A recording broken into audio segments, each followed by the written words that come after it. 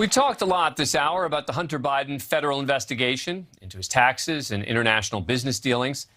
But there is one big issue remaining. It's probably the single most important question. How much, if anything, did Joe Biden know about Hunter's business dealings in Ukraine, China, and elsewhere? And was he involved in any way? Now, while the left has largely ignored the story entirely, ever since then-President Trump asked Ukrainian President Zelensky to launch an investigation into Hunter Biden in 2019, many on the right have accused Joe Biden of somehow being involved in the alleged corruption they say Hunter was a part of. So let's examine the various claims to separate fact from hyperbole.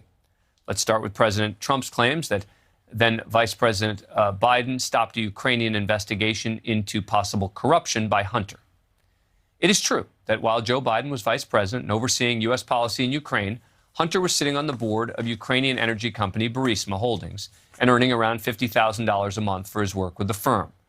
President Trump claimed that in 2016, Joe Biden threatened to withhold $1 billion for Ukraine unless Zelensky fired the country's top prosecutor, Viktor Shokin.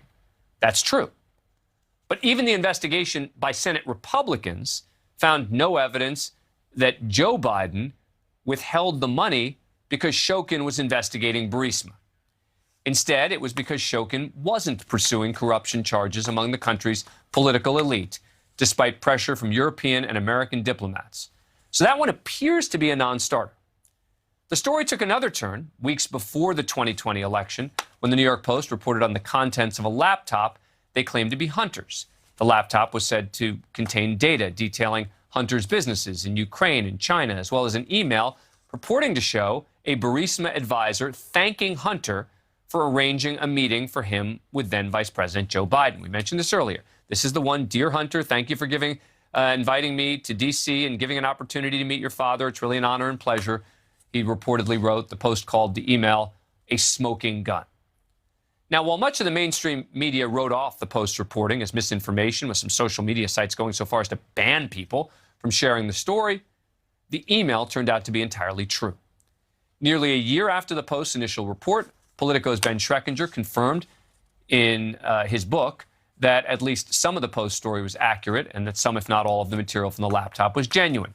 Then in the last few weeks, both the New York Times and Washington Post confirmed the laptop was real and the material it contained, including the email from the Burisma advisor to Hunter about the supposed meeting with Joe Biden, was legit. Nevertheless, it's unclear exactly what this meeting was and who else was there and what Joe Biden knew or didn't know about the attendees. And then there's this. Not long after the Post first reported about the alleged contents of the computer, Hunter Biden's former business partner, Tony Bobulinski, went public with documents that he said backed up some of the Post's reporting. Bobulinski claimed that not only was Hunter involved in some shady business dealings with Chinese conglomerate CEFC, but that he had evidence that Joe Biden was also involved with the deal. On May 13, 2017, I received an email concerning allocation of equity, which says 10% held by H for the big guy. In that email, there's no question that H stands for Hunter, big guy for his father, Joe Biden, and Jim for Jim Biden. In fact, Hunter often referred to his father as the big guy or my chairman. On numerous occasions, it was made clear to me that Joe Biden's involvement was not to be mentioned in writing, but only face-to-face. Except it seems that Bobulinski wasn't able to back up the claim of Joe Biden's involvement. He provided the emails, texts, et cetera, to the Wall Street Journal. And while they make clear that Hunter was cashing in on the Biden name, the Journal did not believe they proved wrongdoing by Joe Biden. They said at the time, quote, "The venture set up in 2017 after Mr. Biden left the vice presidency and before his presidential campaign never received proposed funds from the Chinese company or completed any deals, according to people familiar with the matter. Corporate records reviewed by the Wall Street Journal show no role for Joe Biden."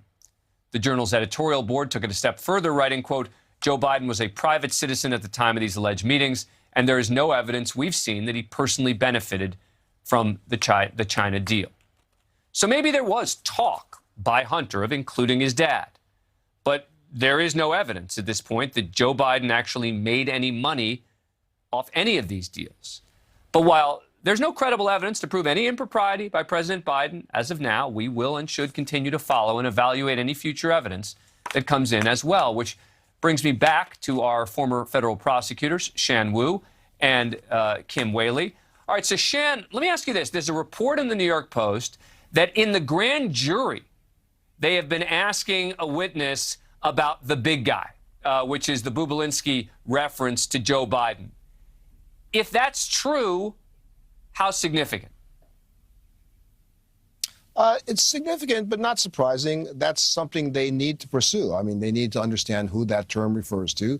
And certainly, if there are any ties to now President Biden, they have to explore that. That shouldn't be hard to explore. Corporate records, follow the money, should be pretty easy to do. And Kim, what do you say about that? Because I think that is the single point that many in particular who are right-leaning point to now to say, hey, you may tell me that there's nothing yet that shows Joe Biden engaging in wrongdoing, but hey, in the grand jury, they're asking about it. Right, and you're a lawyer and a very reputable media person, so you understand what it means to actually prove things. And the Washington Post had forensic experts on the laptop and found less than 2%, one of them found, of the emails were actually verifiable. So what prosecutors have to do is really different from what, opinion people have to do on air. So I just think there's very little we really know that's verifiable that would satisfy a proof beyond a reasonable doubt in court. Well, that may be true, but Tony Bobulinski is an identifiable person, Shan. He has come out.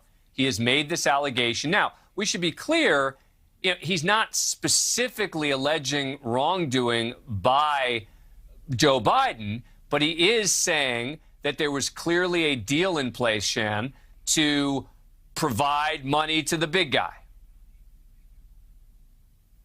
And that is significant. That's why they should be pursuing it in the grand jury. And the grand jury has an investigative function, so they need to run down those kinds of trails. I mean, if it's clear the big guy refers to President Biden, they need to confirm if he really was involved or not. So I don't think that's a conspiracy or improper investigation. That's something that the prosecutors have to do. What we do and what other people do in terms of spinning that is a different question.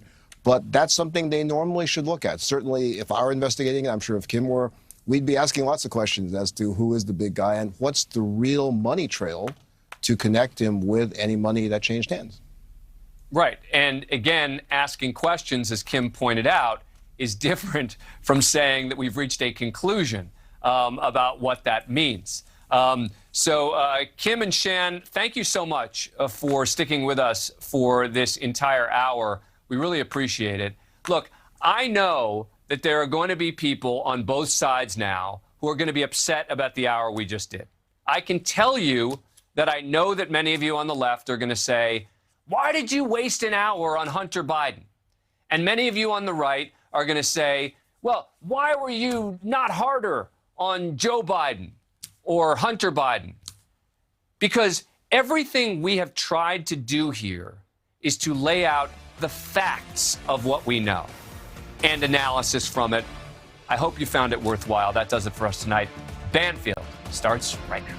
Thank you for watching. Click the red subscribe button below so you can get more of NewsNation's fact-driven, unbiased coverage.